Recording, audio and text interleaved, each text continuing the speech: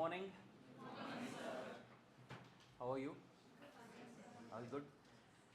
Okay, this is Sachin B G, rank 41, All India rank 41. Okay, and he'll be talking about how to deal with the examination, the focus points, the things which you are not supposed to do mostly. So that is more important than the things you need to do. So everybody would be knowing what are the things that are to be done, but at the same time, the things that you are supposed to stay away from. So the focus areas he's going to talk about for some time. Any queries you have, in particular the things you need to do, and wherever you are facing the problems, if any, you just let him know. He'll be able to resolve those queries. All right? Okay. So let's welcome him.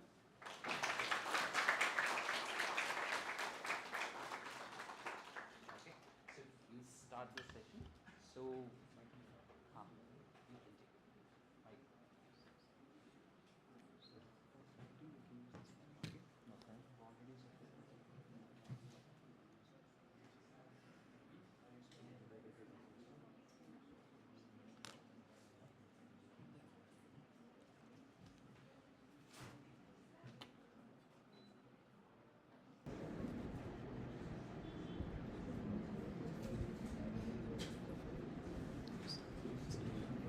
you can take it. Mic.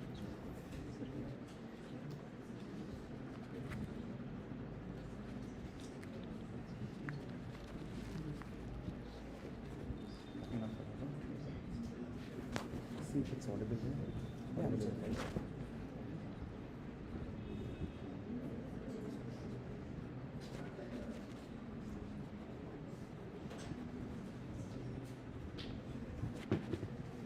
Hey guys, all of you are from Karnataka or from different places, right?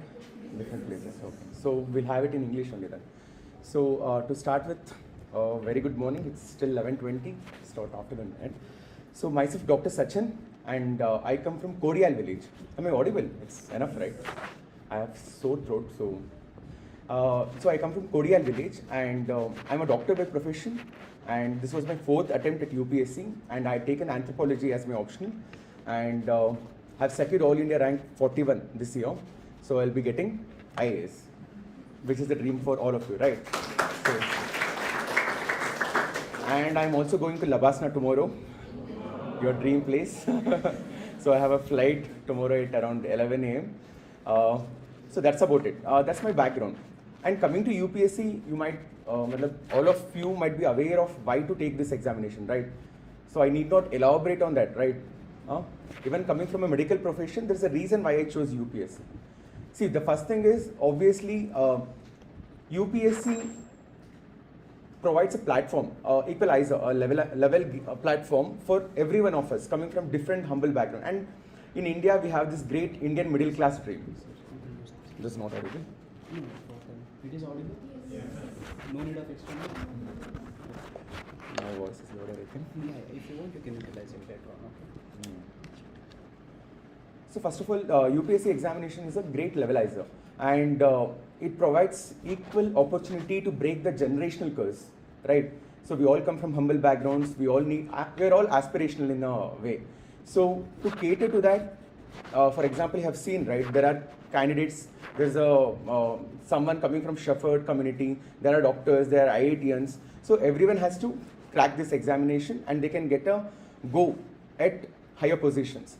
And second thing is, UPSC is very dynamic and very diverse oriented. For example, even being a doctor, I would have spent 9 to 5 p.m. the day, very mechanically, catering to the patients, doing the same routine job. But with UPSC, that's not the case. Getting into IAS, you will be posted with around 35 to 40 different departments. And you will be facing dynamic challenges, different set of people, different conditions, different working conditions, everything. So that dynamicity is there.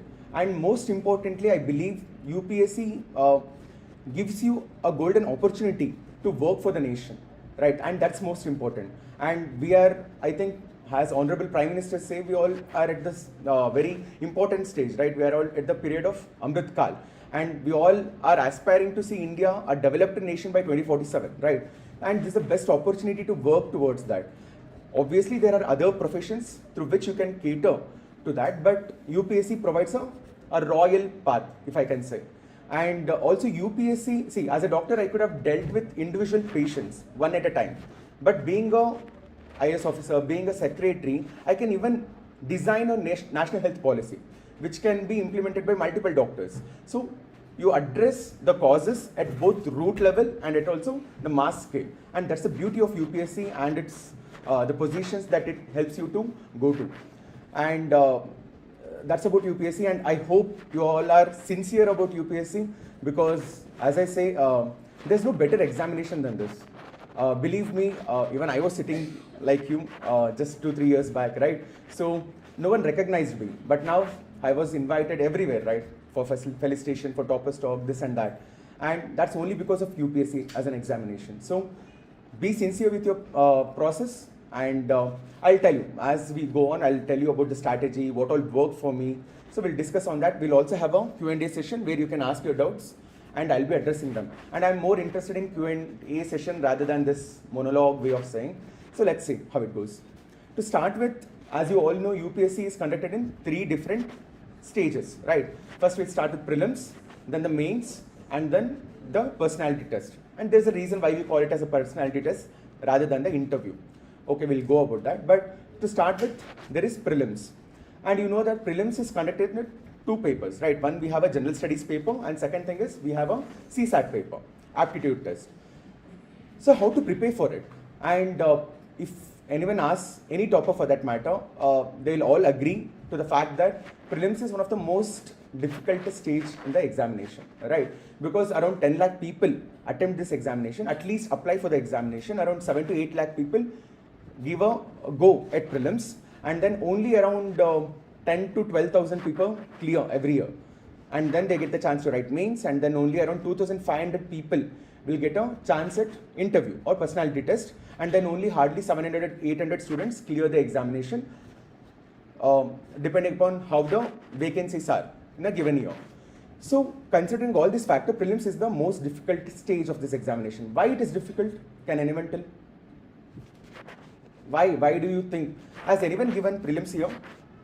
Oh, none of you have given. Okay, you're all attempting for the 2026 attempt, is it? Okay, fine. So you might have heard at least, right? If not first-hand experience, you might have heard from your friends, from your study partners, whoever it is, that see, there is a reason why people keep on flunking or failing at UPSC prelims stage. Primary reason being, prelims is a very dynamic examination. It's not, see, first thing you should realize when you enter this preparation for UPSC examination is that it's very different from the old school, right? Old school style of examination. What do I mean by that is, see, till our academics or till our graduation, what all we have done, there are set number of books, there's a prescribed syllabus, and we just memorize or learn whatever is given in the textbooks, and there'll be questions based on that, examinations based on that, and we just go and write it. But for UPSC, it's like a amoeba. It's very amorphous. And what do I mean by that? See, UPSC doesn't give you any prescribed boundary or a prescribed syllabus. You have seen the prelim syllabus. You have all seen the prelim syllabus, I believe, right? They have mentioned seven syllabus points. History, geography, environment, economy, science and tech, current affairs, polity. Right, so these are the 7 subjects, and they haven't made it very clear, and they have kept it so broad, like any questions they can ask and they can say that this is coming from this syllabus point. But with respect to the mains, it's very well elaborated, with very well prescribed, so mains becomes little easier. But I'll tell you how to go about it. But prelims that's not the case. It's very open, and as they say, they can ask anything above the earth and below the sky. But nowadays, they're also asking below the sky and above the sky, below the earth and above the sky. But that's the thing with prelims. It's very open. You don't know where the questions are coming from, right? For anyone who has prepared the Hindu or in Indian Express, whatever it is, the newspapers, even for them it becomes difficult to tackle the current affairs questions, right? But one thing I'll make it clear, to clear prelims, and okay, before going there, how to prepare for prelims, I'll just tell you about my own UPSC journey. To start with, I gave the first attempt around 2021, and see, I was a doctor, and then I did my internship, and then had to do my COVID duty, and after that I was working telemedicine platform called Step Up, and it was started by a Bangalore commissioner. So it was a telemedicine platform, and I couldn't prepare very well for that first attempt, okay. So I couldn't clear, I just gave it, and many of you might be thinking that I'll just give an attempt just to see how the examination is about. That's a wrong move, okay. Even I did that move, but it's a wrong move. You should always prepare well and then give a go. Then it will be, because you'll understand. Without writing mains, without clearing prelims, you'll never understand what the UPSC examination is all about, okay. There is a reason why people keep on failing at UPSC prelims and they get stuck in that cycle. If you write mains, only if you write mains, you'll understand what the UPSC examination is all about. Because there's a different approach or a different mindset that is required to prepare for prelims, and a different mindset to prepare for mains, and a different mindset to prepare for an interview or a personality test. And this no one tells. This is where we are all end up being failures, right? This no one tells. And we have to figure it out ourselves. And it took me 3 to 4 attempts to figure this out. There's an approach, there's a way to go about for prelims, and the way you prepare for prelims can't be replicated for mains, and similarly the way you prepare for mains can't be replicated for the personality test. So there's an approach and there's a mentality, different mindset required. We'll tell what it is. So I gave my first attempt at around 2021, and I couldn't clear that prelims, and then I started preparing on my own. And then I gave 2022, I could clear prelims. Consistently, I have cleared prelims thereafter. Like first attempt, I couldn't clear. And second, third, and fourth attempt, I have cleared prelims. And there is only one reason why I could do it very consistently. The first thing is the static. Static is most important. It's like, if I can say, it's like your mother. You should never leave it. Okay? You can't, current affairs is like GF, whatever it is. But static is like your mother. So you shouldn't leave it. And to start with, see, if I divide the entire prelims, you can divide it into 2 different categories, right? One is conceptually oriented subjects, and other thing is the current affairs oriented subjects. In first category, that is conceptually oriented subjects, there are, I would say, geography comes there, polity comes there, economy comes there, and also to an extent, environment comes there. Whereas current affairs oriented subject, there are like history, for example, not current affairs, factual oriented subjects. There is history, and there is also environment to an extent, and also there is current affairs. So you have to divide the prelims into 2 different categories. One is conceptually oriented, other is fact oriented. And the approach for conceptually oriented subjects is, first thing is you need to have very good understanding of the concepts given there. Right? You should understand what is this. See, if you don't understand what is low pressure, what is cyclones, how it is formed, what is the impact of La Nina, El Nino on Indian climate, Indian monsoon and all that, you won't be able to answer those questions. And if you don't understand the polity, the articles, right, what are the powers of governor and how it impacts federalistic system of the country and all that, you will not be able to face it. So, and even in economy, you should know, like, if you are taking monetary policy, how it will affect depreciation or appreciation and all that. And nowadays, even there, UPSC is making sure that they're not asking, see, there was an era, they were just simply asking you, what is monetary policy, what is inflation, all that. No more UPSC is doing that, right? So, UPSC has also upped its game, and UPSC will always do that. UPSC is always evolving, and it will always try to match the current competency of the candidates, right? So it wants to pick the best candidates out of you. So it will always try to up the game. So first thing is the conceptually oriented subjects, and second thing is the factually oriented subjects. And in the conceptually oriented subjects, first thing is you need to make sure all the concepts given. For example, see, I'll tell you the resources also, but it's anyway clear, right? All the toppers, there is no magic book, okay, that the toppers refers to. It's all about how we study that matters. It's not about what we study. What we study is almost common. It's available on the Google search anywhere. Even I have my own Telegram. I'll be putting up my resource list. You can refer to that. But how you study matters a lot. And first thing is, with respect to these subjects, make sure that you have 100% clarity. And if you have any doubts or any gaps in your preparation, you should access everything that's possible, right? See, now this is the age of AI, right? You have Grok, you have ChatGPT, Gemini, all that. And even if you don't understand a simple concept, you can ask an AI tool and it will answer.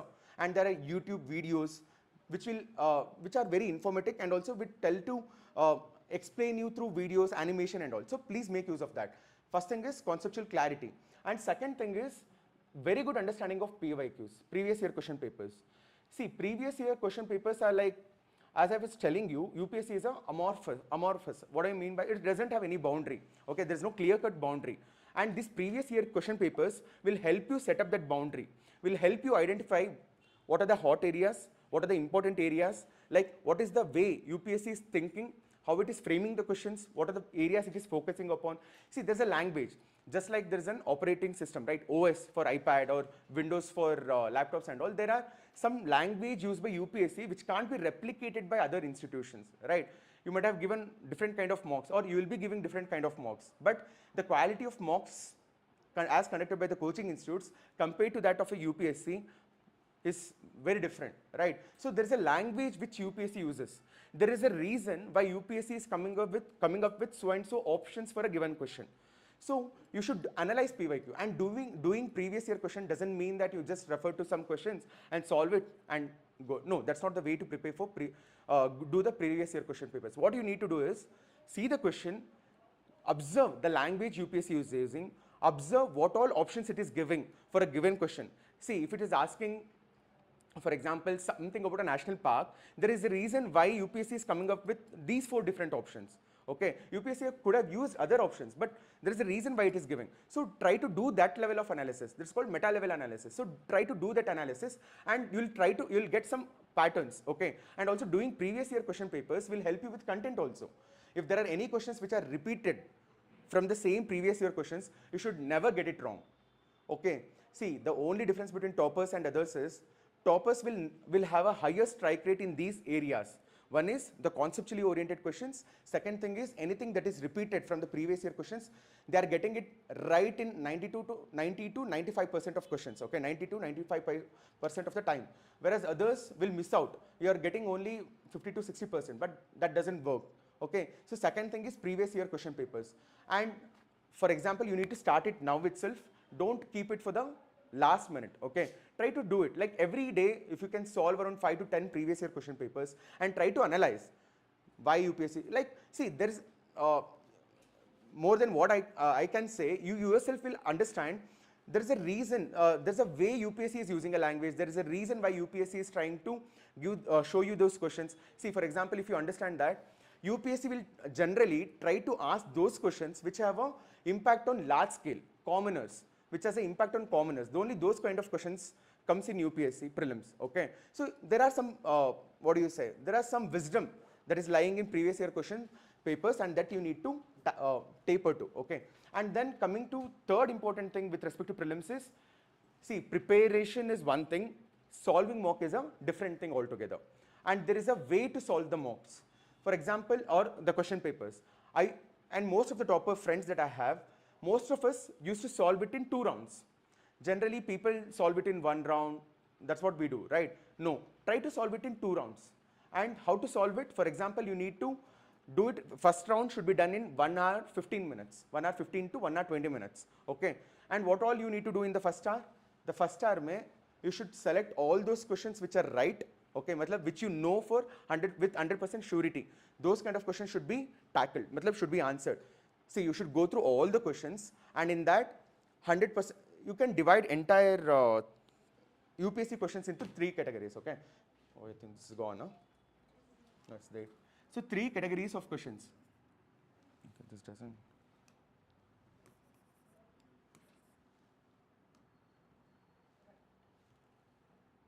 There's a pen here.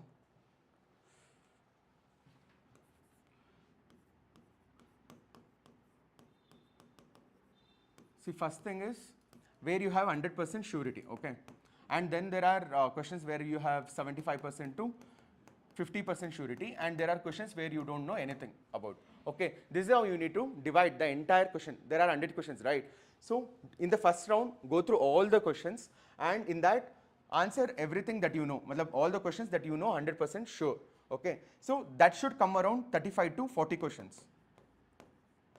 If it's coming around 35 to 40 questions, okay, 40 questions is the optimum number, and if you're getting 40 questions right, if you know 40 questions, answer for those 40 questions with 100% surety, then for damn sure you know that you're going to clear prelims. Okay, that's how easy it is. And generally, you know, right, out of 200 marks, you need to score only around 90 plus or even 95 plus, okay. So for that 40 questions you need to know, that's the rule. And then there will be questions with 75% to 50%. And what do I mean by, like you can eliminate one option. And to tell you, UPSC prelims is all about elimination. UPSC mains is all about answer writing. If you have to boil down entire UPSC prelims, it boils down to one word, that is elimination. And UPSC mains is all about answer writing. And elimination means, like, see, you shouldn't choose the answer directly. You should always eliminate those options which are wrong and then end up with a right answer. That should be the mindset. You shouldn't be ticking the right answer directly, okay? You should eliminate them. You should say this is wrong for so and so reason. This is wrong, this is wrong. And then you should end up with a right answer. That's the mindset. And here, in some questions, obviously you'll know all the three options are wrong and only one is right, and that is 100%. And some questions you'll be able to eliminate only one option, and in other questions you'll be eliminate only two options, okay? You just eliminate it at the first round, okay? Don't arrive at the answer. Just eliminate whatever you know for sure which is wrong in that given options, eliminate it and keep it aside, okay? That's for the this thing, for those questions which are you have 50% to 75%. And there will be some questions where you have 0% clarity, so you can leave it out, okay? And around 8 to 10 questions, okay, not more than that. You can leave around only 8 to 10 questions for these kind of zero. See, on an average, there's a sweet spot, okay? And every one of us have to figure it by ourselves, and it's very individual, okay? For me, for myself, I used to attempt around 92 questions every year. That was my number, 92 plus or minus 2, whatever it is, okay? And generally I felt safe when I attempted over 92, okay?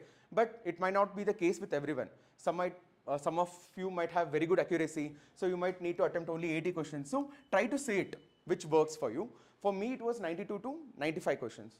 And I used to do this, like I used to leave those 8 questions, and these questions, you're not, when you do the second round, you should never visit these questions, okay?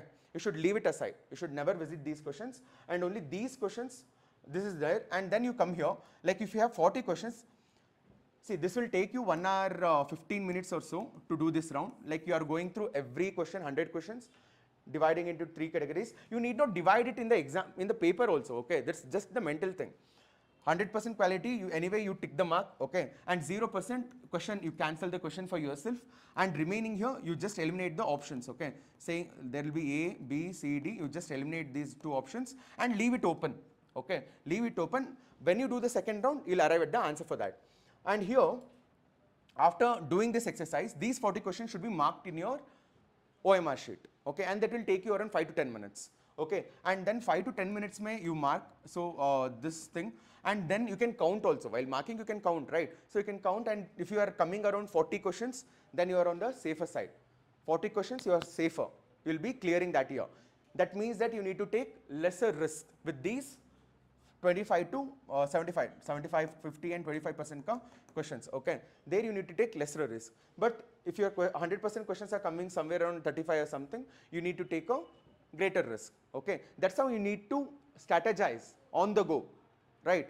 And then here also, based on that, obviously, see, if you can eliminate 3 options, right? And you are 75% sure, then you should always go for, like if you are able to eliminate 2 options in a given question, you should always attempt that question, right? A, B, C, D, like if you are able to attempt, eliminate those, if it's a 50-50% chance for 2 options, then you should go for it, okay?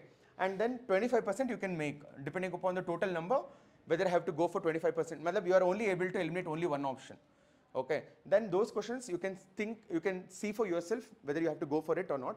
But this is how you need to attempt the paper, okay? And now you have like 1 hour 25 minutes, right? 1 hour 25 minutes. Remaining second round should take you around 25 minutes, right? Last 10 minutes, again you can keep it for marking, OMR. This is how you need to manage the time in the day of the examination, right? And also there is CSAT paper, and I hope you are all clear with the significance of CSAT paper, because I have seen my own friends who are very good with GS, they are scoring 100 plus in GS, but they are not able to clear CSAT. And so please don't neglect CSAT, and 2023 was one of the toughest for CSAT ever. See what, considering my own case, 2021 I could clear prelims, like 2022 also I could clear. But what happened with 2023 is, 2021 I didn't clear, 2022 and 2023 I cleared. but every year I was clearing CSAT. And for first initial 2 years, I didn't prepare exclusively for CSAT. What I did was, I just relied myself on the previous year question papers, that to 5 years ka. So I just solved 5 years previous year question paper, and if I was aram se getting 90 plus, so I thought I'll clear it, because at the end of the day you need 67.5 or so, right? So I was thinking 90 hai, so there's a enough margin, huge margin, so I can clear. So I didn't prepare exclusively for CSAT. But what happened in 2023 is, you know, right, 2023 was one of the toughest prelims ever, and toughest CSAT also. And one of the reason was the tougher CSAT. And what happened in 2023, I cleared that year also, only because my English comprehension was good. But that year I cleared only with 5 marks ka margin. Then I thought, okay, so UPSC has started upping its game. Now it's time for me to upskill myself, right? So you need to be very dynamic in that sense. If UPSC is doing something, you should follow UPSC immediately. Okay, you shouldn't wait for it. So the next year, for 2024, for this year, I dedicated myself around 1.5-2 months for exclusive for CSAT. Matlab exclusively in the sense, in my prelims exclusive mode mein, I also gave enough time for CSAT preparation. And CSAT preparation is quite easy, okay?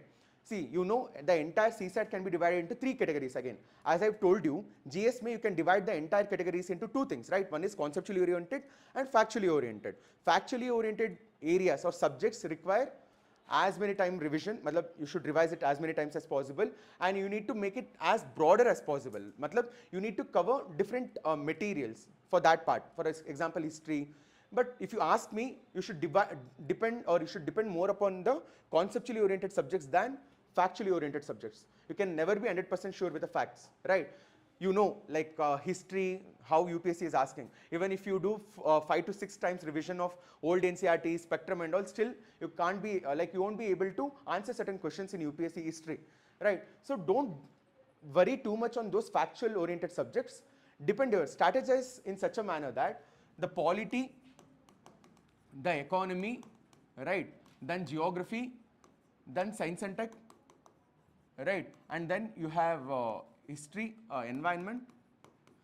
Environment, actually till 2023 it was fine, like anything that you have read in current affairs you could have easily handled, but 2024 was tougher on environment side, like they were asking so many species, unknown species and all, so it was tougher, so you can't really, it's also factually oriented thing.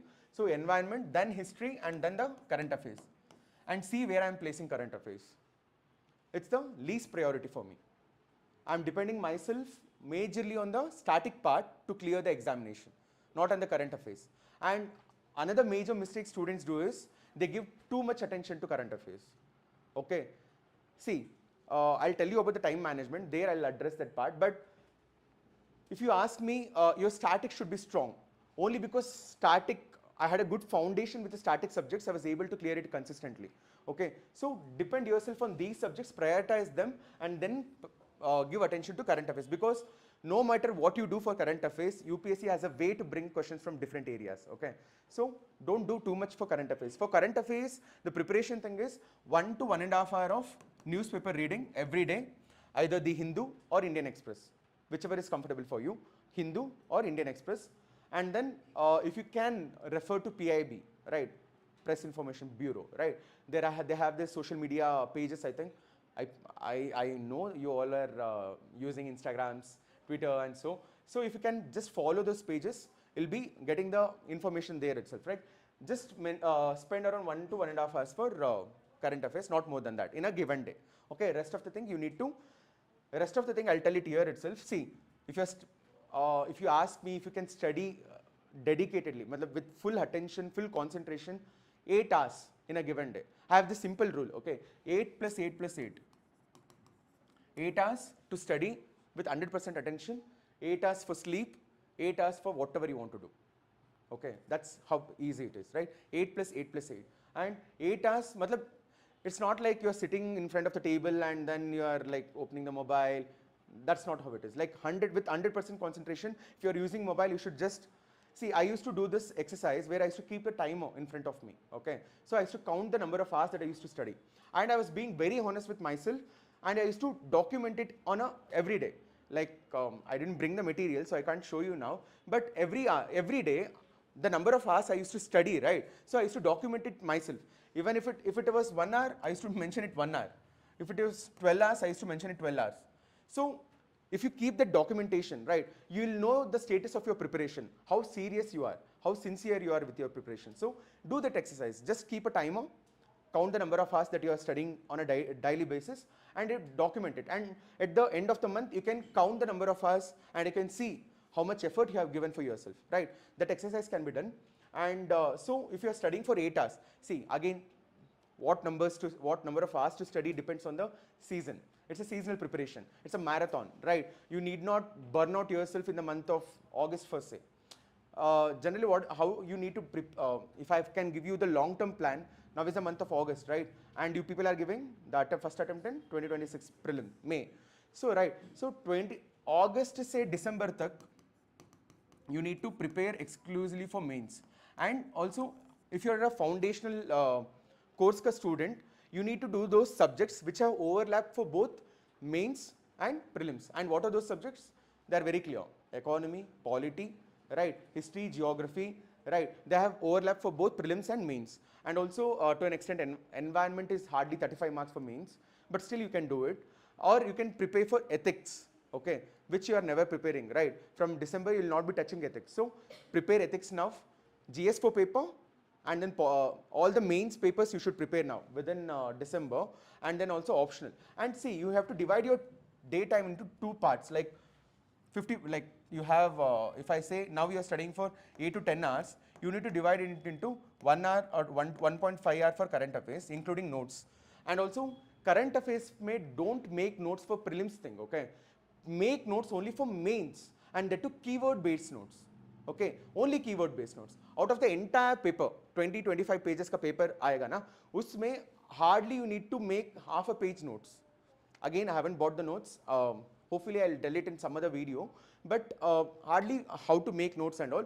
Just keyword-based notes. That too theme-wise and paper-wise. Take a book, divide it into GS 1, 2, 3, 4, and then divide it into different themes. Okay. There you note down what are the important keywords or content given in paper for that theme. Okay. You need to use that in your answers. Okay. And that's what gives you that X factor. Believe me, most of us are referring to the same materials, and there's nothing unique that you are bringing in the paper, and there's nothing differential. And only if you can bring those differential will the examiner give you good marks, right? So you need to note down the content given in the newspaper only in the keyword based format, and that should be done within 1.5 hours. And then the remaining 4 hours you can prepare for GS, and remaining another 4 hours for optional. Why so much of importance for optional? Again, GS papers, especially GS 1, 2, 3, every topper, if you have analyzed the topper's mark sheet, every one of us will end up in the same bracket, right? There's a curve, right? And we all come up in the middle bracket. Like every one of us are scoring around same marks, hardly 15 marks ka variation hai. Whereas GS4, right, essay and optional, these are the differentiators. These are the actual differentiators, okay? And that too, essay, you know how dicey it is, right? And have seen people who have flunked UPSC only because of essay, okay? And there is a reason why UPSC is keeping such a paper. Like you have seen, after 2021, UPSC has started with a new format of asking questions, right? They have come up with something called as philosophical essays, abstract essays, right? Earlier it was just general studies, but now, so I would consider essay, it's like more like a personality test written in the written format. It's like a personality test, but you're writing it. That's the difference, right? So basically essay is all about how you are as a person, right? What you do in your free time. That's what matters essay. Essay ke liye there is no specific book, there is no specific mentor, right? You should know the structure of writing an essay. There's a skeleton, right? You should understand what to be written in the introduction, the body part, the conclusion, everything. And then there's a way to introduce also. There's a way to hook an examiner, right? There are different methods to that. So you need to know that structure part, but rest all the content, everything, the ideas, everything will come only from what you do in your free time. And what do I mean by that? See, you'll be having dinner, lunch, whatever it is, right? And you'll be having coffee, whatever it is. During those time, try to refer to certain YouTube channels or Twitter handles, okay, who are giving you so much of knowledge. For example, there is someone called Paul Graham on Twitter, and there is channels like the School of Life in YouTube or Kurzges Act. These are the different channels, okay? I used to refer to them, and these YouTube channels will give you different diversity of ideas. And I believe if you have to if you have to get those higher marks, and you should always target 120 plus in essay, and that's doable. Anything beyond 120, it depends on the day, it depends on a lot of other factors, but 120 should be guaranteed for any year. And have scored 141 once in essay and 120 this year. Okay, and I had started this year 50 minutes late for essay. I had this dilemma. This year I was not able to choose between two essay topics. I think there was one on mind and future. I don't remember the topic now. So there was one on mind and future, and then another one on happiness. So I had to struggle between these two topics. Which one I have to choose? So I had to brainstorm for these two different topics. I spent around 15 minutes for one topic and another 15 minutes for that. And I had to brainstorm and had to see what all value additions that I have. Then only I arrived at a decision. And also, there were other factors, but okay, I started it late and I had ended up with 120 marks, which is a decent, not that great a score, but 120. But you should always target 120. That's doable, okay, with essay. And GS4, again, GS4 is important. People are scoring around say 135, 136, 140 and all, right? So GS4 is another differentiator, okay? And again, here you need to have conceptual clarity, you need to come up with value additions, and you need to interlink things. There are different ethics-based concepts. There are different ethics thinkers, philosophies and all that. And if you can make it, like if you can showcase that in your answers, right? And it should be very organic. There should be a flow in your answers. It's very easy to score good marks in GS4 also. And then you have optional. And the demand of UPSC examination with respect to optional is you need to prepare it at the master's level, right? Somewhere between undergraduate and PG level, right? And that's where you need to put that extra effort.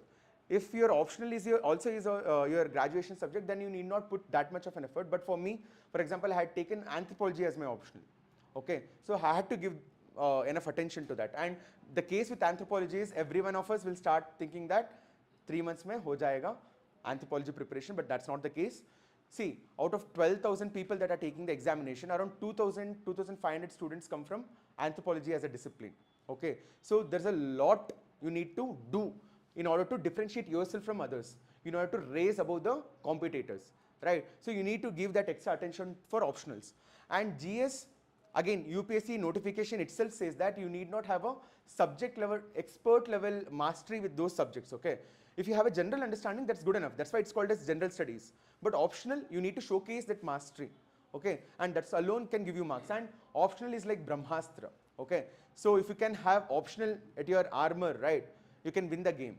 And so please give attention to your optional. That's the reason we are dividing the entire day into 1.5 for current affairs, 4 hours for general studies, and 4 hours for optional, okay? And then this was with respect to time management. We went to a tangent, that's okay, that's important also. And prelims may, another thing is CSAT, I was telling you, there are 80 questions. You need not attempt all the 80 questions, obviously. You need to attempt only 55 plus or minus 2 or plus or minus 5, okay? That should be the target. Again, in CSAT, 55 plus or minus 3 should be the target, okay? And there also, see, again, identify your potential, right? Or identify your strengths. For example, for myself, English comprehension was I was doing good. My accuracy was good at English comprehension, so I was solving it in the initial moment. So out of 2 hours, what happened? So out of 2 hours, the first 30 minutes, I used to solve all the 27 questions of English comprehension. And you know, right, CSAT is divided into 3 categories, 27, 27 or 27. 27, 28, 27, 28, 27. So comprehension ke liye there are 27 questions, logical reasoning ke liye there are 27 questions, and another 27, 28 questions for mathematics, right? Hardcore mathematics. So English comprehension, I used to solve it within the first 30 minutes, and then the remaining 1.5 hour, I used to solve another 27, 28 questions. So that used to end up 55 questions, okay? So you can strategize yourself, see what is your strength. For like many of us, English might not be our strength, right? In that case, solve the reasoning and also mathematics questions and then go for English comprehension.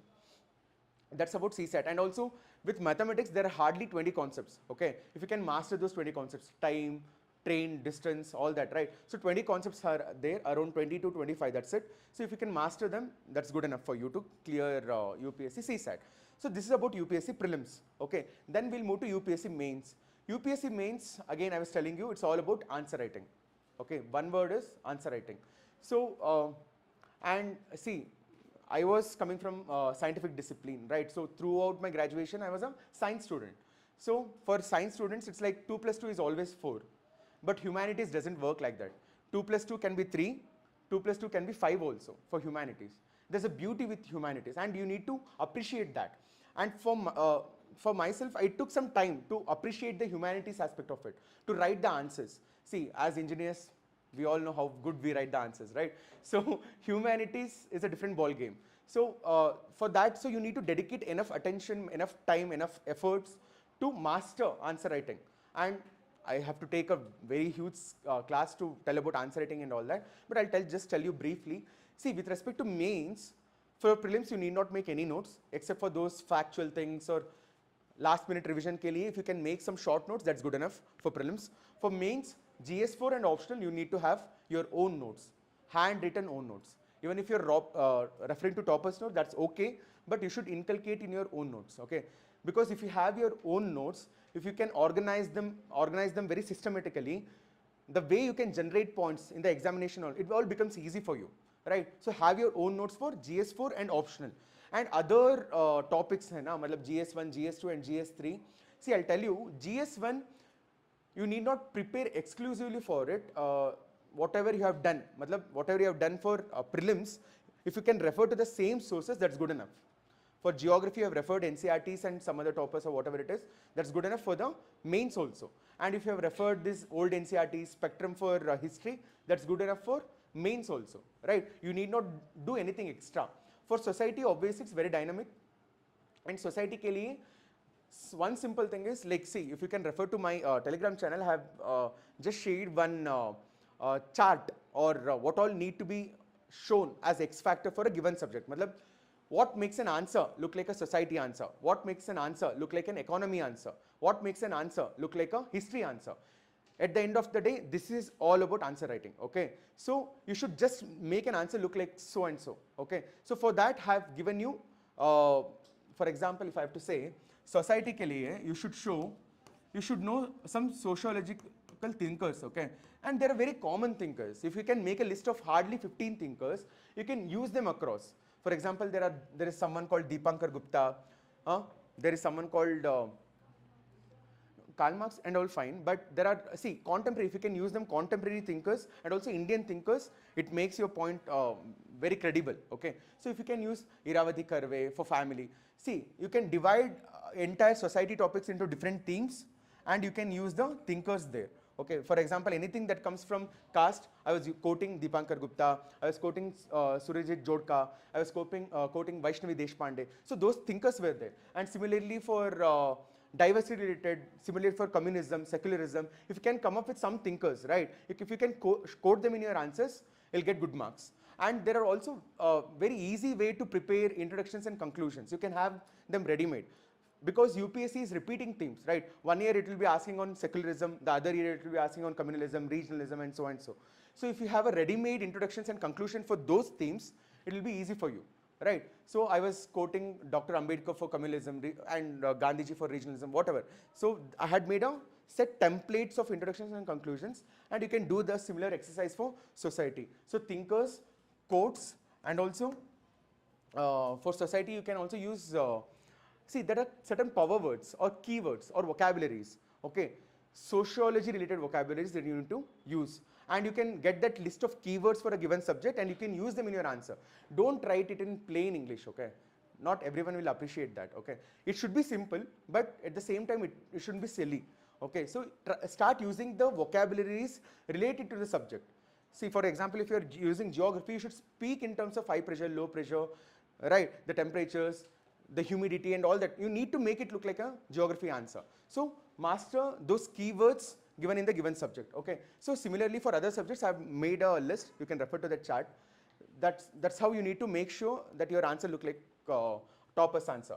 And then coming to mains में GS 1 2 3 don't make notes, only common themes के लिए you can make notes, that to one pager, that to keyword based, and then remaining you can just make it dynamic, keep it dynamic, and refer to the current affairs. See, GS 2 and 3 is highly current affairs dominated, right? Whereas GS 1 is static. So, and also be curious. See, for example, this year there's a question on twisters, and not many one of us knew what a twister is. But thank my luck or whatever it is, after clearing prelims, I went for a movie, and there I saw a trailer related to Twister movie.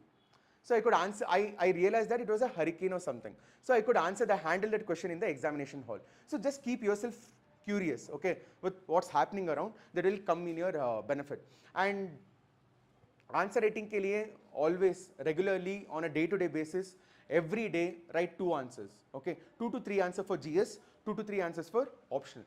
And that you must do every day, especially after studying a given theme. Okay, before that you need not start it, but once you understand a given topic, start answering them. Start answering the previous year question papers related to those topics. Okay, and every day you need to give 30 minutes to 45 minutes for your answer writing. 30 minutes at least. Okay, and then another thing that you need to do is topper copy analysis, and that's most important. And most of us never do toppers copy analysis, right? And what do you mean? Like, see, there are toppers for different subjects, right?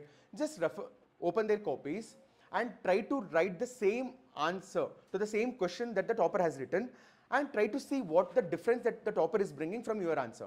Try to see how he is introducing, how you are introducing, how he is concluding, how you are concluding. What are the, how is he handling the body part? How is he dividing a question into different subparts? Okay, this is what you need to observe.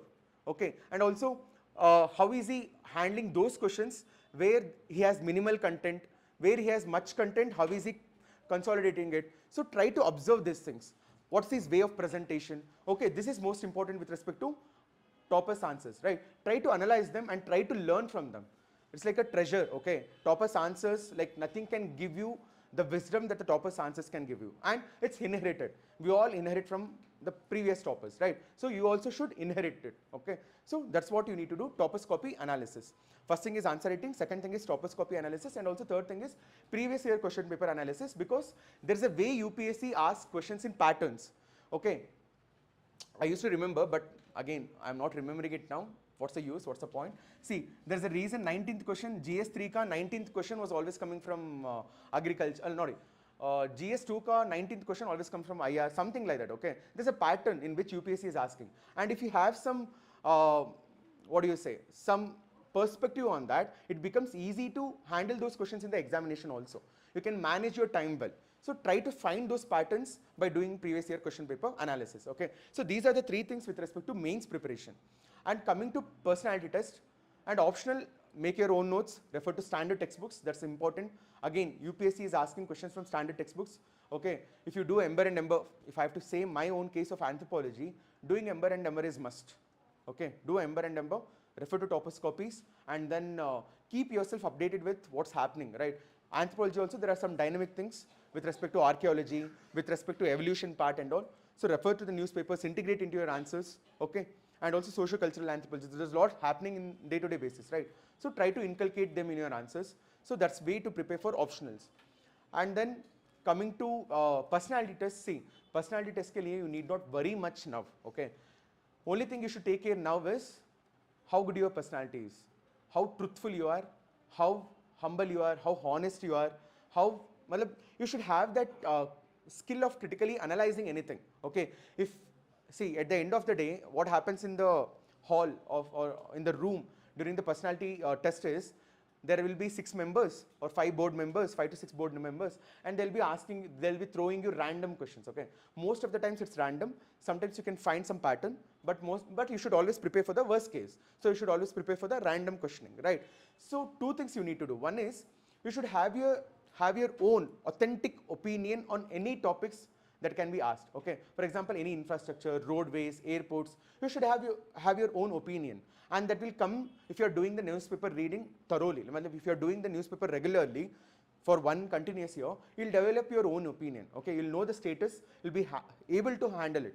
So do that, develop your own opinion, and also during that time you can also refer to some official channels. There is Sunset TV, right? There are other podcasts that you can refer to. So that will do it separately, but you need to do this thing. One is framing your own opinions for anything that can be asked. Okay, you should have your own opinion, and examiners will value. If you are parroting someone's opinion, it's not appreciated.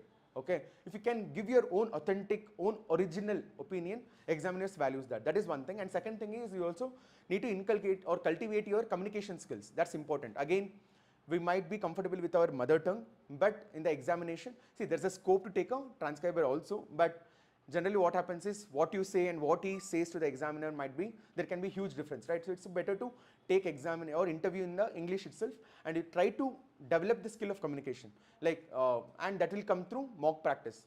If you can give multiple mock interviews, you'll get that ability to speak well, okay? That comes only with the practice. There's nothing you can do, okay, for communication skills. And third thing, all those minor things, for example, you need to prepare your DAF well. All these things we'll do it separately. Now you need not worry about that. That can be done between that mains and interview. There is a huge gap, right? During that time, you can prepare yourself for that. So this is about personality tests. So these are the 3 different stages of examination. And coming to the mindset, see, what I say is, this was my 4th attempt. I could have seen myself as failure in first or second attempt, and I could have quit the game or the examination, right? But I didn't think like that. For me, what worked is, I always had this growth mindset. And what do I mean by growth mindset is, I used to always think in terms of, it's like a skill game. UPSC is expecting certain level of skills from you, right? It's demanding certain skills from you to tackle the examination. And this is my current level of skills, okay? So what I thought was, when I failed the first attempt, second attempt, I thought, okay, this is my current skill set, but UPSC is asking something higher, right? You need to just bridge the gap. Always give your attention to bridge the gap, okay? Don't formulate an opinion saying, considering yourself a failure. Just because you clear prelims doesn't make you a successful candidate. Just because you fail it doesn't make you a failure candidate, okay? It's always a learning process. It's always dynamic. So just don't label yourself anything, okay? Just understand that this is the current skill set, but UPSC is expecting some other skill set, and how to bridge the skill gap. That should be the attention, okay? That's the way to tackle the failures, and that's only way you can persevere also. And perseverance will only come if you have that passion, or if you know why. If you can answer why you are coming to UPSC, why is that you want to do UPSC, rest all WH questions can be answered, okay, can be handled. Where, what, how, all this can be answered only if you have why UPSC is stronger, right? If you know, if you're doing it for the sake of taking a revenge, because some father had said, mother had said, that doesn't work. Just because you want to have that power, that doesn't work, right? Have a genuine reason why you want to crack this UPSC as an examination, and then other questions can be handled, and that will give you internal motivation, and nothing can beat internal motivation, right? External motivations, you know, you will see a reel and then it goes off, right? Hardly takes half an hour to boil down. So just keep your internal motivation higher, and you know, like, if you can write it down, just write it down somewhere. This is the reason why I want to crack this examination, right? Let it be genuine, let it be honest, and you need not tell it to anyone else also, okay? So know why you are into this UPSC examination. That will help you tackle other things. And also give attention to your mental health. See, there's a game of mind, right? Here we are not using the physical body. That's the reason I'm little overweight. See, you have to use your mind, right? You need to sit and study, right? So there, what you need to do is take care of your mental health. Basically, if you don't have your mind as your support, as your armor, you can't tackle this examination. And give adequate break in between. For example, even if 1 day goes out of 30 days, not in a week, okay? 30 days may, 1-2 days goes also, it's fine. It's totally fine, okay? But you need to rejuvenate yourself and give time for leisure activities. Like if you can go for a walk, listen to a music, okay? If you're visiting ashram or something, do it. If you're reading some literature books, non-fictional books, do it.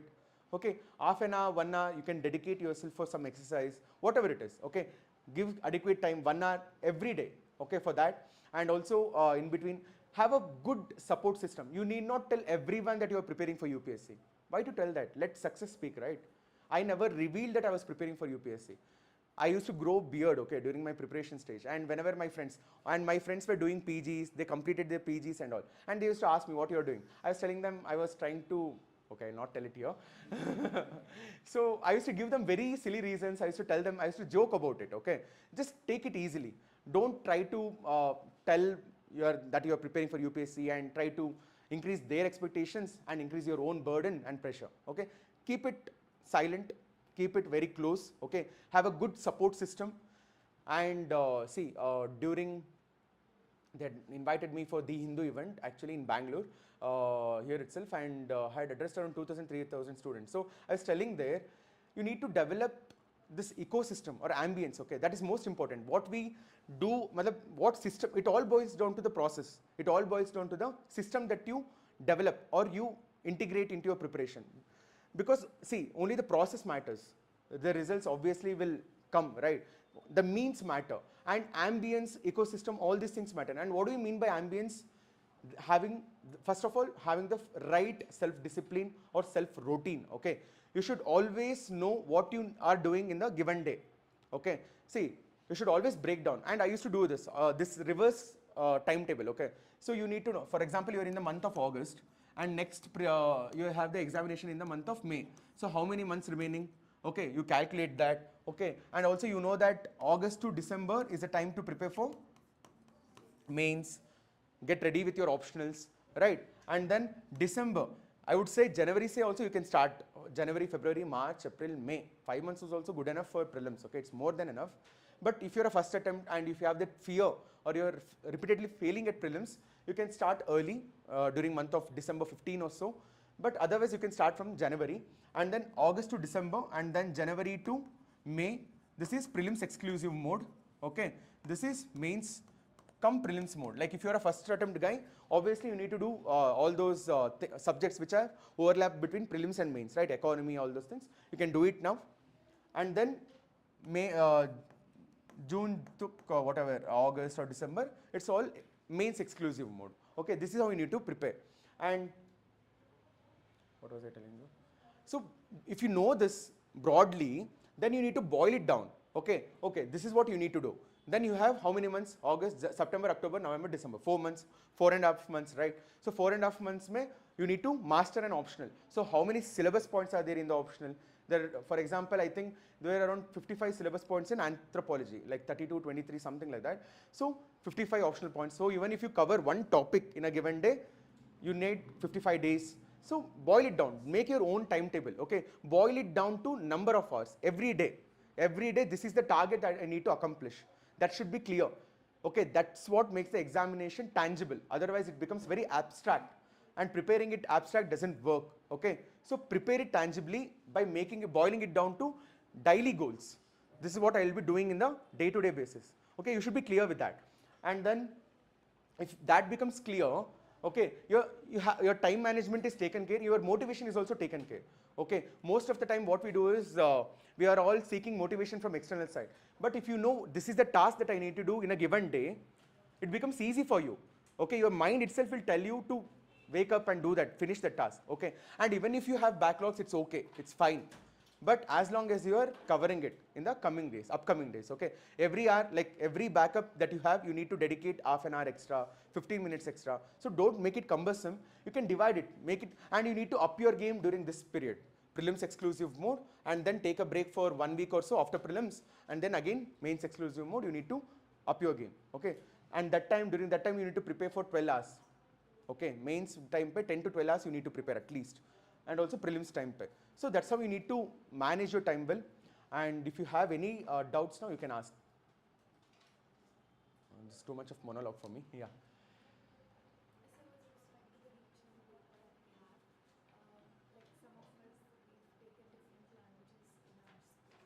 Right.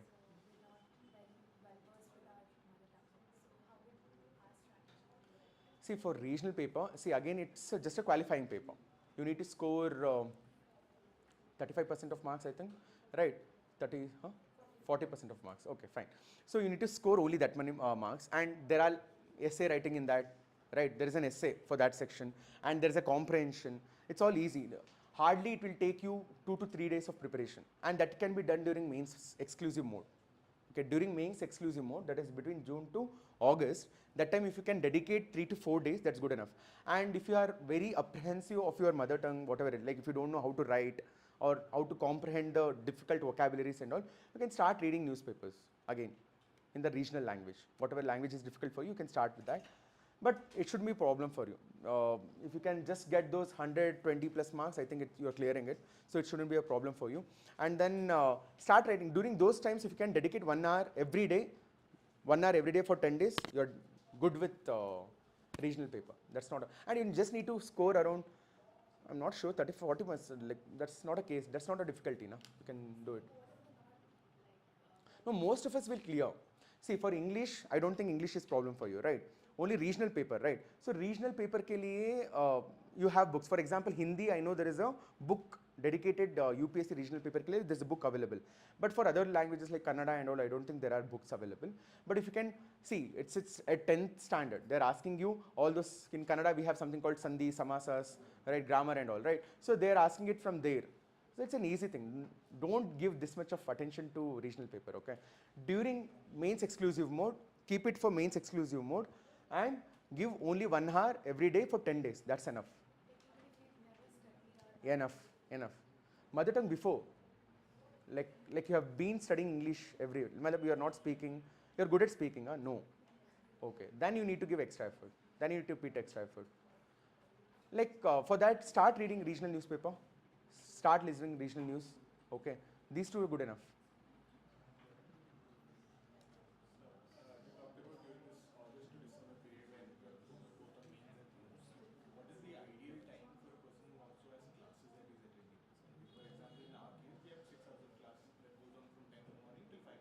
Okay. Now we learn a lot of things actively in class. Now after class, what should be the ideal time? See, 10 to 5 if you have the class, right? So remaining how many hours you have? So you'll come back, right? You need some break, 1 hour, not more than that. So you're starting from 6, right? Again, so you can divide it into 6 to 9. So 9 to 9:30 you can give for your dinner, and then 9:30 to 12, whatever extent. If you are a owl, like you can start study till late night, you can do it. Otherwise, if you are waking up early, you can give that task. So basically for myself, I would have done 9:30 to 11:30. Again, it was depending on the season. If I was in Delhi, winter I used to study late night. Okay, summer I used to sleep early. So it was varying, so you can make it very fluctual. But if you are comfortable, 9:30 to 11:30 or 12, okay, then you can sleep at 12, wake up at around 6:30. Morning also you can study from 6:30 to 9 at least, right? This is how you need to do. And here what you need to do is whatever you have done in the classes, right? You can just revise them. First thing, that's important. Whatever you have done in the class, revise them within 1 hour. That's enough. And rest all you need to give for your own self-preparation. Nothing beats self-preparation, okay? So you need to give you need to sit and study the standard books. You need to sit and study the toppers copies, toppers notes. Okay, you need to sit and study the current affairs yourself. Okay, those things you have to do it now, in this period. So ideally, you have to dedicate around 8 hours Post class is not 8 hours, at least, see, you are saying 6 hours of class you have, right? So I would say 5 hours also if you can dedicate, that's good enough. That's very good enough, okay?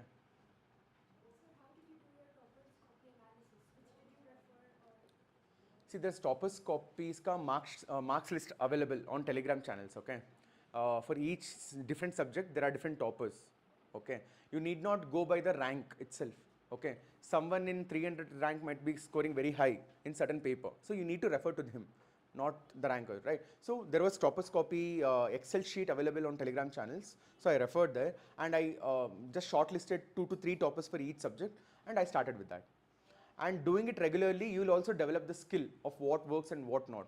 You'll be a good evaluator yourself, and that should be the case. You should always be a good critic. Okay, if you're not your good critic, then you're not winning this game. I'm telling it honestly, right? If you're just hallucinating, if you're just thinking that whatever you're doing is the best, it never works. Okay, there's always someone who is doing better than you. Okay, always have that in mind. There's always someone doing better than you. Okay, so always aspire higher. Dream higher, and over time you'll realize what works, what doesn't, and this is how you need to start with. Was it like you wrote your first initially you wrote your answers and then referred to this analysis, or how did you jot down? No, it didn't go that systematically for me. I started writing answers, then I gave it to some of my friends to evaluate. We used to criticize each other. This rank 24 this year is my friend. Okay, so we used to prepare together this year. So we were good critics of each other. We used to harshly criticize. We used to brainstorm. For example, essay also. What we were doing is we were brainstorming for 15-20 minutes for a single topic. We were never writing. Every week we used to write one essay. But beyond that, what we used to do is during those mains exclusive mode, every day we used to brainstorm for one topic. We used to choose some difficult topic and we used to just sit and brainstorm. And he used to come up with his ideas. I used to come up with my ideas. And we used to criticize each other ideas. So we used to improve each other's game. Okay, so those things can be done. And so to start with, you can, if you have mentors here, please give them your answers, ask them what works, what not. Okay, have those mentors, have those friends. Okay, and then you can, you yourself will develop that skill of what works and not. Looking at the toppest copies. Okay, this is how you need to proceed with. Sir, as I'm starting from the scratch, it is very difficult to remember what was taught in the class. So how was your strategy during the first? See, I used to make running notes, okay. And very dedicatedly, I used to make running notes. So whatever is told in the class and whatever I felt is important, I used to note it down. So obviously, even if you forget, you have something at your hand, right? So that's how you need to make a running notes. And second thing is, do the revision immediately. And in psychology, there is something called as memory forgetting curve, okay. Whatever you read in the, like if you are studying it today, you need to revise it within first day. Okay, you need to revisit it within the first day. And whatever you have revisited the first day, you need to revisit within the 7th day. Okay, and then the 15th day, and then the 1 month, and then 3rd month, and so on. So there's a curve. Obviously, you can't be this systematic, and if you are being this systematic, it's very good. But even if you are not, at least try to revise it first, and then 7th, and then 15th over time. Okay, then it will retain. You will retain the information. And more important than that is, you need to have conceptual clarity. If you are not understanding it, you are not remembering it. As simple as that. First priority is always understanding. Understanding the concept, understanding the issue, analyzing it, and trying to relate it to the daily lives. If you're not able to relate a concept to your daily happenings, then no point of it, right? So you need to apply it. You need to laterally think. If you should be able to use the concept you have studied in economy in somewhere in environment somewhere in history. Okay, you need to laterally think. So this interlinking will happen only with multiple revisions. So after MBBS, you joined the job or directly went for preparation? No, that's what I was doing COVID duty and I was in telemedicine platform. So after that, after first attempt of failure, I was into full-time preparation. Sir, interviews, what kind of questions did they ask you according to your deep dive? See, it depends. It varies again. For me, see, as a doctor, that's my primary identity, right? So almost 40% of the questions came from medical area or health-related aspects, and remaining 40 it was well distributed for the GS topics. Back then there was Trump ka tariff things happening. Now also it's happening, but it was very high. Trump's tariff, urbanization-related questions, and also based on my DAF, I had mentioned Vachana or something, so they asked me questions on Vachana. So these kind of things happen. Were the different areas that they asked, and it's very dynamic. Like, see, whatever the mock interviews that you are seeing on the YouTubes now, it's not like that. Okay, it's very different. Actually they are very cordial. At least it was in my case. There are some other notorious members, but at least in my case, it was very cordial, and whatever the answer that I used to give, they used to ask a follow-up question based on that. So it was a very friendly conversation that happened. So you mentioned that in CSAT you have very good at comprehension skills. Right. So I have gone through the PYQs of CSAT, but I was very confused about the questions, options that was mentioned down there. So it was very similar in type. So how were you able to do that? See, English comprehension, that's where the accuracy problem is, okay? And it looks similar and you get lost. For that, first thing is read the Hindu. Hindu is a prescription, okay? If you can understand the article given in Hindu, you are good to crack the question in UPSC CSAT, okay? So regularly, if you do regular reading of Hindu, and also start practicing, I think there's Agarwal, there's a book by Agarwal book on comprehension or something. So you can refer to that. There are certain principles on how to arrive at answers. in the comprehension. So if you can refer to those principles, but I never refer to them, okay. So if you can refer them, I think you will improve your comprehension skills. One is reading regularly anything, Hindu or whatever it is, newspaper, that will help you. And second thing is solving it, and solving it through these principles. These things will help. So for interview or graduation or whichever you are, you need to know everything about that. It's okay. See, that's what I'm saying. You people are thinking much ahead. Always think what's next, okay. Interview ke liye you can worry about it later. Now is the time to think majorly about mains plus optional preparation. And coming to your question, there you need not know everything about your graduation, because for me medicine has 19 or 23 subjects, okay. So I can't go back and revisit all the subjects. In general, I'm also from nursing background. Okay, okay. So they'll ask you anything that matters in the, see, anything that is public.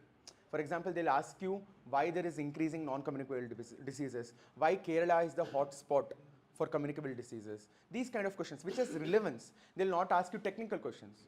They'll not ask you what is bradycardia. They'll not ask you to diagnose a disease. They'll not give you symptoms. That they'll not do.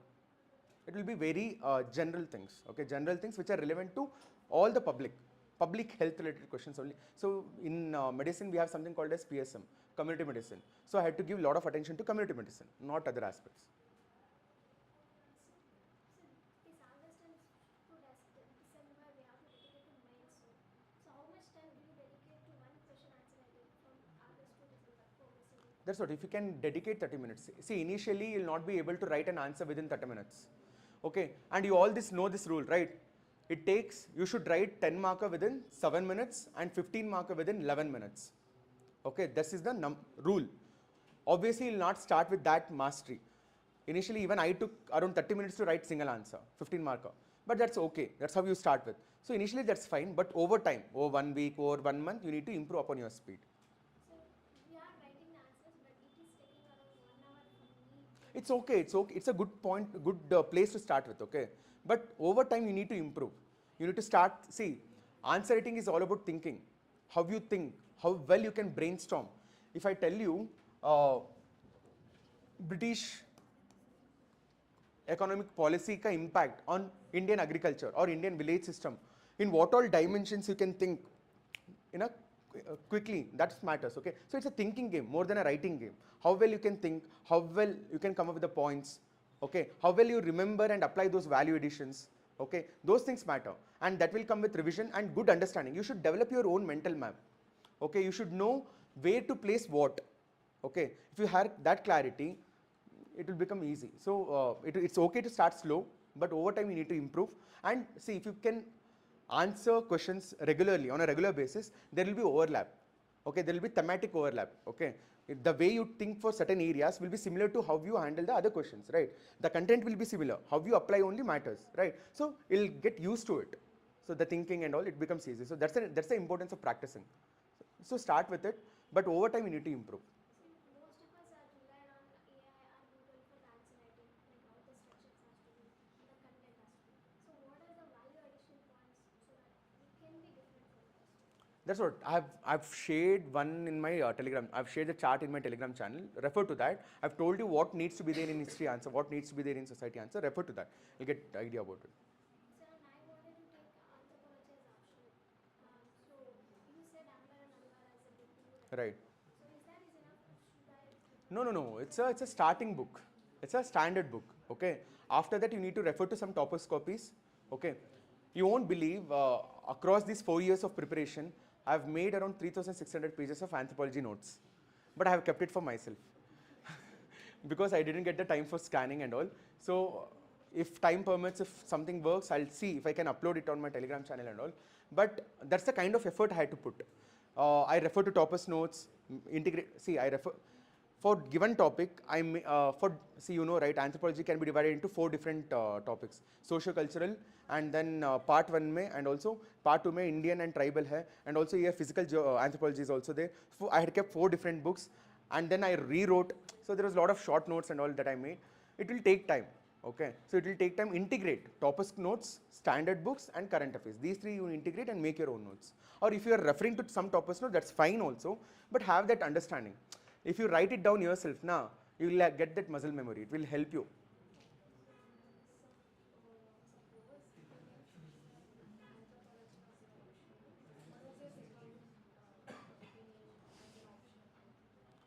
Second, see, I was confused between anthropology and also philosophy, but I went with anthropology because philosophy, see, I can be biased, right? So I can be biased towards Advaitism or Vedantic philosophy, and then it might, what do you say? It might not help me in analyzing well with other philosophies. So I chose anthropology because it was good mix of both humanities and science, and also it has a very good overlap with my medical option. So yeah, medical background. Yeah, yeah.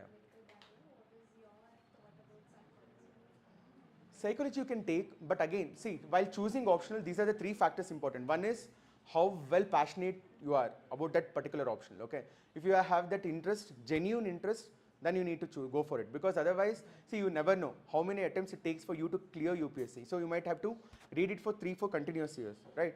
So first thing is your interest, that becomes a priority. Second thing is availability of the materials and mentors.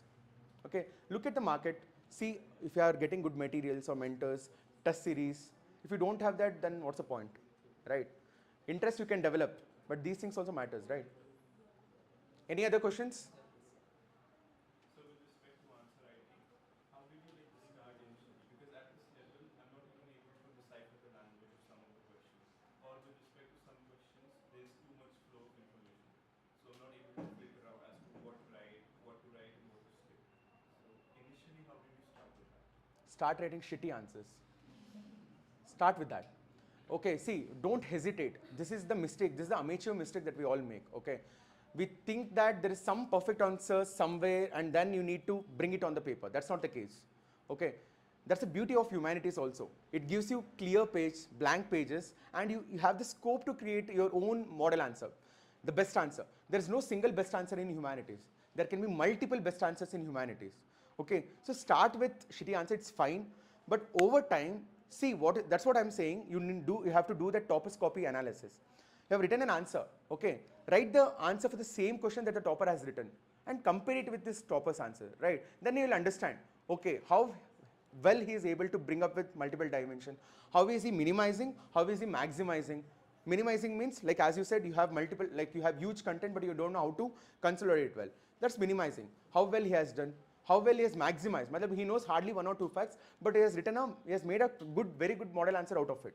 So all these skills you need to develop, and that will come with practice. Okay. So every day, don't hesitate, write answers, and try to compare it with toppers answers. And toppers answers are readily available nowadays, right? So that shouldn't be a problem for you.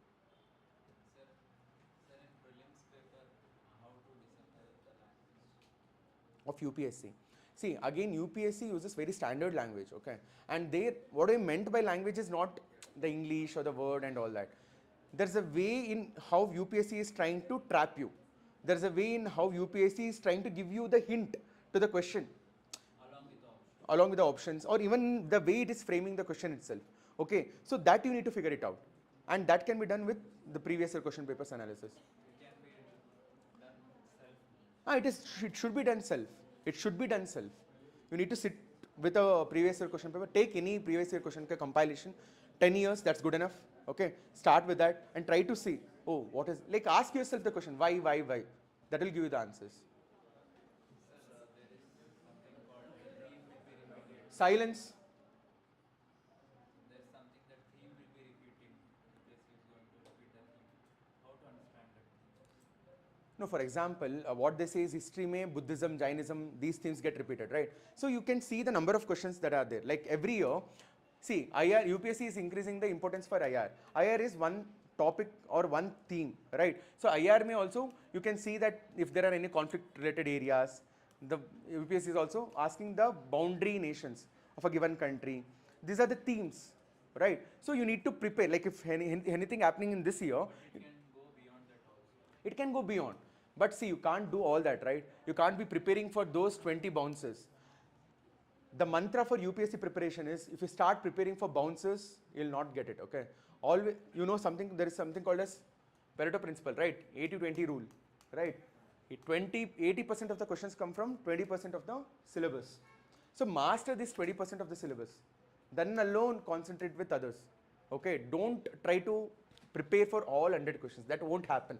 Even toppers will be sure of only 40 to 45 questions in prelims. That should be the target.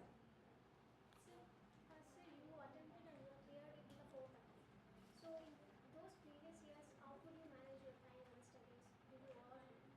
I told no, after first failure attempt, I didn't work anyway, so I was into full-time preparation.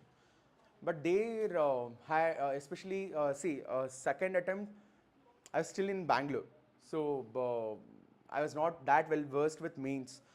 Well, first attempt I couldn't clear. Second attempt I cleared prelims. Okay, then mains was new. I was not that well prepared with mains, and this happens with every one of us. Like after clearing prelims, we'll get that dosage of achieving something, but that's not the reality. So, but that happened. Prelims I cleared.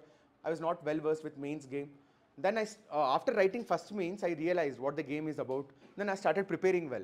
In the third attempt, I should have ended everything because now I am familiar with prelims, mains. At least I should have scored better with mains and then. But what happened in the third attempt, I had health issues. I had a fall from the cycle. So I had a lumbar injury, disc injury and all. So I had to, it happened during that June to August month. Mains, after prelims results came and then I went to ashram and then I was coming back and then I had an injury. So I couldn't deal with that properly. I couldn't prepare well for the third attempt and this attempt, everything fell in place. So do you suggest like if in for the for us if you didn't clear in first or second, do you suggest to go for a job and working or? See, I would say that 1 or 2 years of dedicated preparation you need to do. Beyond that, you have to make the choice. Okay. Otherwise, you'll be stuck in this cycle. Always, see, that's what 1 to 2 years of dedicated preparation is must. At least your heart should say that I've given my everything for this examination. Then alone you'll not have that regret of failure. Otherwise, you'll feel that if I had done that, I would have reached somewhere. So that scope shouldn't be given, okay? So you should always give your best 1 or 2 years ke liye. After that, even the examination preparation becomes easy because most of the things get repeated, okay? That thing which took you 10 hours can be done by 3 to 4 hours. So in that time, the remaining hours you can give yourself for the job also. Again, it depends on a lot of individual factors. Like if you have a supporting family, you can still start preparing. I was fortunate enough to have a supporting family. But if not, that's not the case. If you don't have financial independence or something, then you need to work. Again, way to work, that becomes the question, right? Then you can work within the UPSC coaching industry. So a lot of other questions that need to be addressed. Any other? Optionals, yeah, they will ask you questions on optionals. You need to revise it for the personality test. But if whatever you have prepared for mains, that's good enough. Anything else?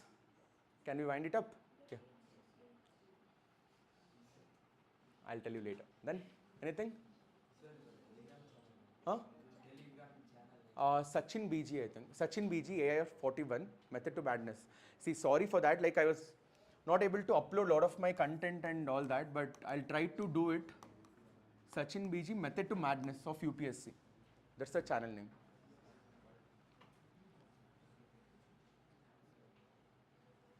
Anything else? Yeah. I don't know how many question papers you read for before prelims or mains. How many question papers, like mock test did you give? For prelims, I would say that at least 50 marks. 50 marks, matlab including half length and full length, everything. Okay, 50 marks. And then even if it is 50 questions, it's fine.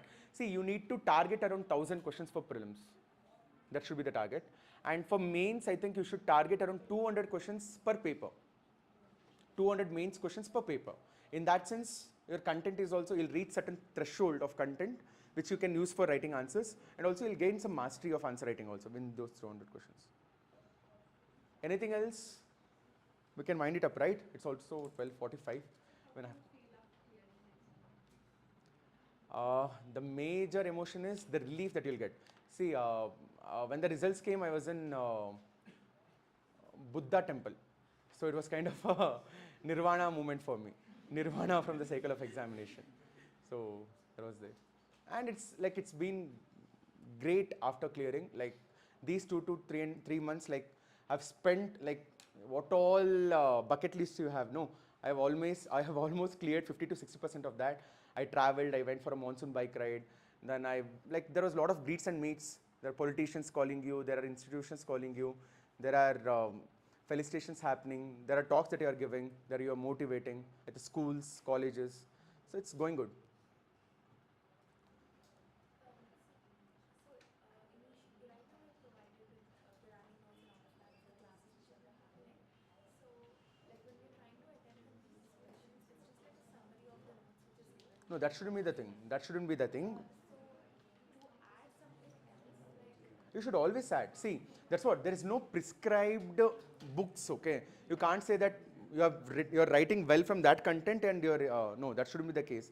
You should be writing the best answer for that question. It's not about where you're getting that content from. So you should be integrating both your notes and also the current affairs and anything that you have read. That anything that you have read across, like if you're referring to Sunset TV, AIR, like there is Akashvanika AIR and all that. It's all India radio basically. So if you're referring that, you should be using them in your answers. so would we be eventually able to develop that skill? Because as of now, we can't even get the points because No, you will develop that skill. That's what. Start writing, start practicing, start comparing. See, if you have, that's what, toppers copies will help you set this bar, okay? This is the bar, okay? This is the bar toppers copy. You might be somewhere here, but it's fine, you'll develop. And this difference you can analyze only, like this difference can be seen only if you do the toppers copy analysis. There's no way. Toppers copy analysis, or if you have some right mentors who can guide you, like if you can criticize and tell this is what you need to write in the introduction, body, conclusion, this is how you need to present and all, that will help you. Either mentor or a toppers copy. sir, in the case of lines answer writing, we know, suppose let's take the 10 markers and it is for 150 words.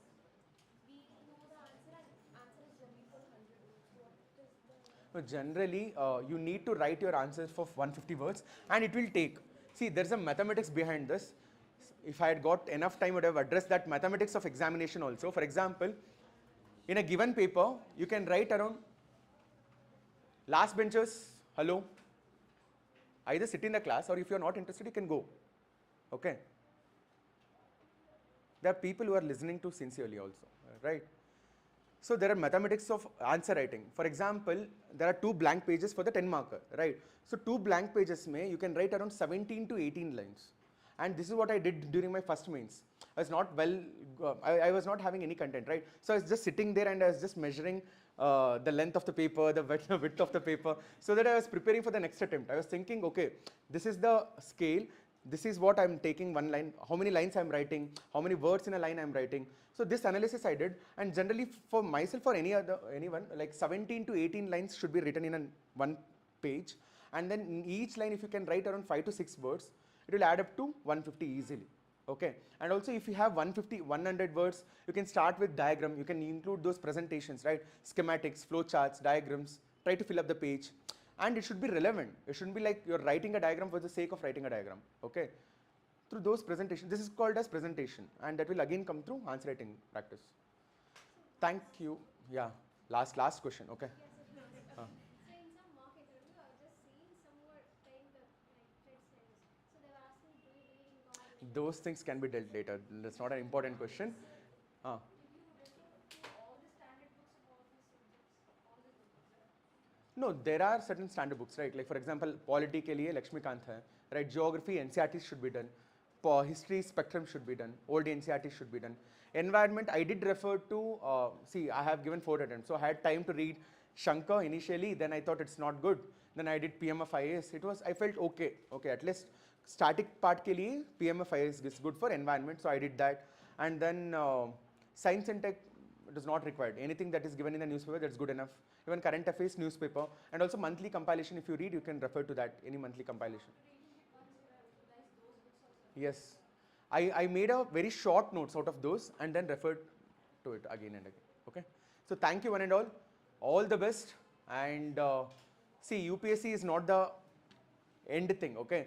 Even if you fail or even if something happens within your UPSC preparation, the examination is such that it will build a good personality. Okay. And one of the primary reason why I chose this UPSC examination is because I knew that UPSC will transform my personality, right? And it definitely happened. Whether success indicates that or not is a different question, but as a person, you grow through this examination. And that's why this examination is important. And I believe that during this age, right, we should always try to be job givers rather than job seekers. So there are a lot of opportunities outside UPSC also, and if you are preparing for UPSC, there are multiple different examinations that are coming under the same bracket, right? So you can attempt those examinations as plan B also. So there is scope for much things beyond. Don't take this examination as the end goal.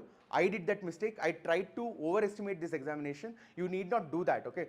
Treat this as an examination with some, what do you say, some rules, some hidden rules that you need to figure it out and prepare well and you'll crack it, okay? So do well and take the benefit of all these good mentors here, right?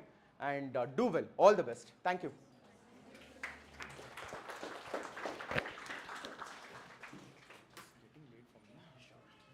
Thank you, Sachin. And yeah, you can meet you there. So, how was the session? Good? Great? Rupesh, do one thing. Yeah. Ask him to lead power.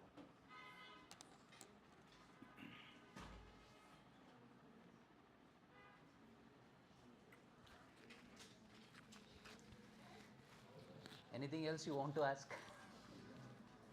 I think you got all the doubts clarified. Yes. So I think you got all the doubts clarified. Yes? Huh? So any other doubts you have?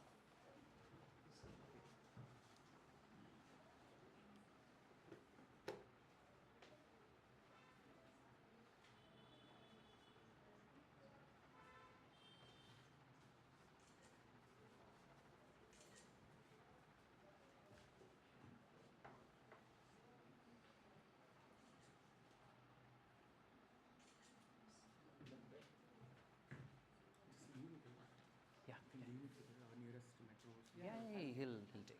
No problem. So you, how many questions did you ask anyways?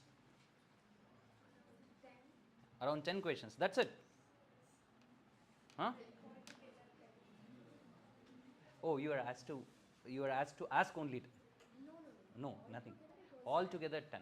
Okay. So anything else you want to ask? I think things are pretty clear now, like static holds the key and practice holds the key. And setting a limit on the sources. Yes, till you are good with some of the sources, there is no point in trying to attempt any other source, right? Anything else? Test series? Anything? Nothing? No doubts? No doubts at all? Huh? He addressed all the things well? Okay. Great. See, you will listen the same thing no matter how many toppers you meet. It's the same thing because, there are no shortcuts. And one common thing you can find in almost every person who clears this examination is that they don't search for shortcuts. They create their own shortcuts. And it takes time. Time is of essence. Even, this person took 4 years. It is a personality that gets built over a period of time. And that personality is a very, very patient personality. It's not a personality which is rushing. Understood? So, very simple 2 things. One is consistency, 2, draw boundaries and be patient. Clear? Okay, we'll keep meeting again. Thank you. I think you guys had current affairs class, no, today? Missed out on that. Huh? By the way, you all belong to different batches. For all of you, there are current affairs classes, no? Do you want the current affairs classes to continue or shall we stop? Stop. Okay. We are coming up with a different structure to the current affairs. We are planning to come up with a different structure for the current affairs classes. What we are planning is that instead of having all the subjects on a single day, we are going to set the days for each subject. For example, Monday is a polity and governance day. Tuesday is going to be probably what your geography, history, these things. And next it's going to be IR and ISC day, like this. 6 days, 6 hours or 7 hours. So 7 hours is split across 6 days. So every day you will be spending only 1.5 hours on current affairs.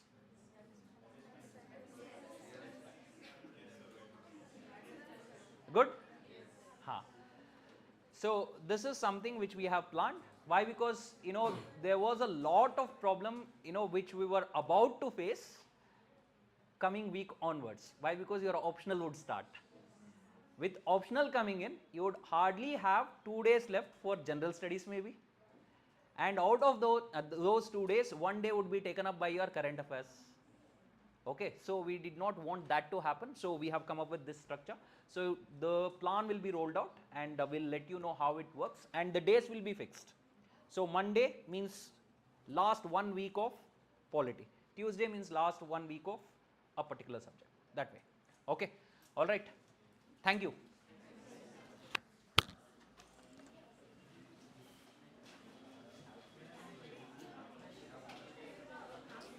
Okay, by the way, mentorship, you need assistance for optional. No, how many people need it? Still? What? Nobody asked you. I was sure about it, but after test, there's been a change. And what did the person tell you about anthropology as an option? There was some input? He had written 3,500 pages of words of